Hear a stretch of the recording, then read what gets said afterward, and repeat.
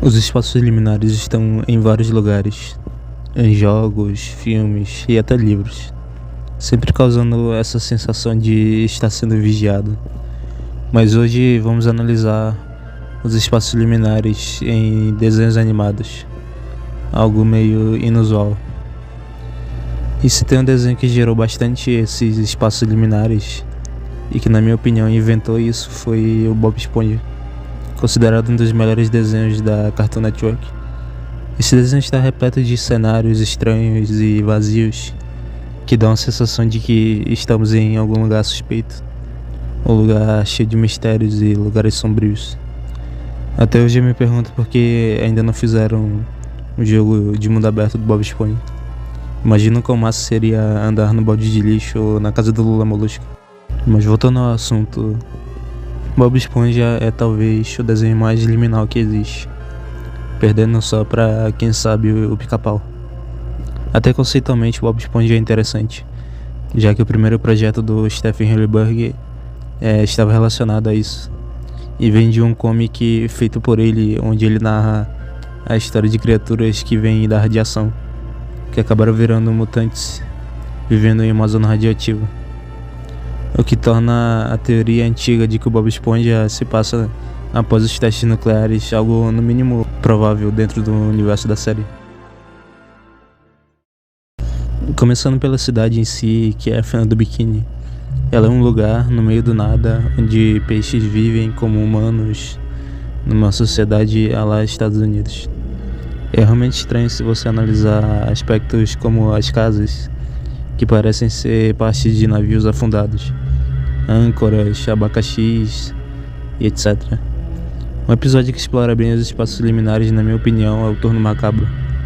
Primeiro por ser um episódio que literalmente se passa de noite, dando esse ar perturbador e misterioso que até então a gente não tinha visto na série. A gente também consegue ver pela primeira vez a Fenda do Bikini à noite. Todos os prédios ao fundo e esse tom esverdeado dá uma impressão cabulosa de um lugar perigoso.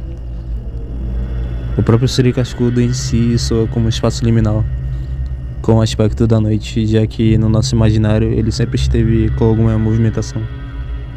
Outro episódio que explora perfeitamente esse sentimento é a Fenda da Rocha, um dos melhores episódios, já que ele se passa literalmente no fundo do oceano, onde praticamente não há luz, dando esse contraste de um lugar escuro que parece aqueles lugares vazios que a gente encontra nos videogames. Somado a isso, temos essas criaturas estranhas que ninguém conhece, certamente lugar para se evitar.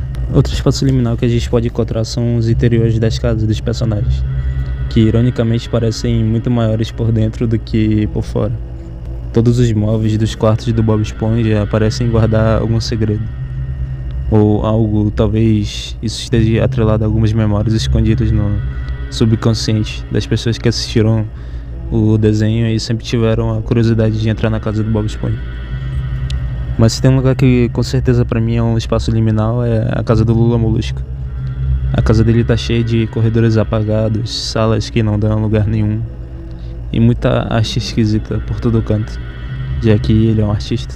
Mas um dos meus favoritos é sem dúvida o balde de lixo, já que a arquitetura dele é toda industrial e apocalíptica, como se tivesse sido abandonado pelo tempo, já que ninguém frequenta lá, e para completar o lugar é todo robótico e cheio de máquinas, como se fosse um laboratório secreto de algum cientista louco. Pensar na existência do Plankton como um ser maligno também me parece assustador. Mas talvez o episódio que mais me gerou curiosidade foi o episódio SB-129, pois é o episódio onde o Lula Molusco termina congelado e se descongelando 1000 anos no futuro, onde tudo é cromado, fazendo uma piada de que as séries antigas retratavam o futuro como cromado ou brilhante. É possível ver que toda a fauna marinha nesse futuro é cromado artificialmente, algo que supostamente poderia explicar essa estética seria o fato de que a Fenda do Bikini se passa no Atoll de Bikini, que foi um lugar onde foram realizados vários testes nucleares pelo governo americano. E então, como meio de sobreviver a uma catástrofe nuclear, os habitantes da Fenda do Bikini pintaram o mar de uma cor cromada para evitar a pesca, já que na vida real, se os corais estiverem brancos ou cromados, pode representar um mau sinal de pesca. Após voltar ao passado e ter ensinado o Bob Esponja e o Patrick a caçar água-viva, o Lula Molusco acaba indo parar através da máquina do tempo no vazio.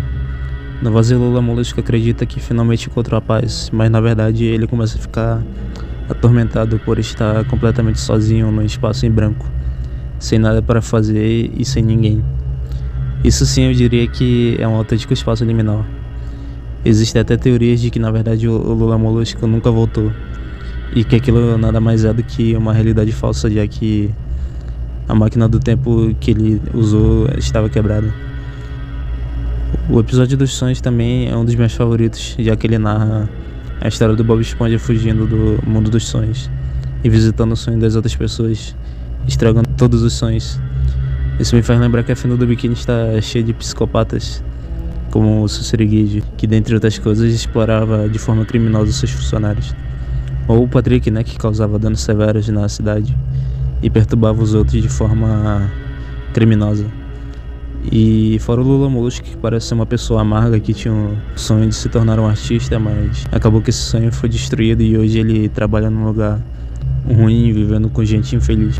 É aquela frase, quando você é pequeno você é como Bob Esponja, e quando você cresce você vira o Lula Molusco, andando sem calça, pelado e no emprego ruim. E eu bem que gosto desse contraste, já que os dois... Isso gera meio que uma química entre os dois personagens, no caso. Ambos meio que complementam um ao outro.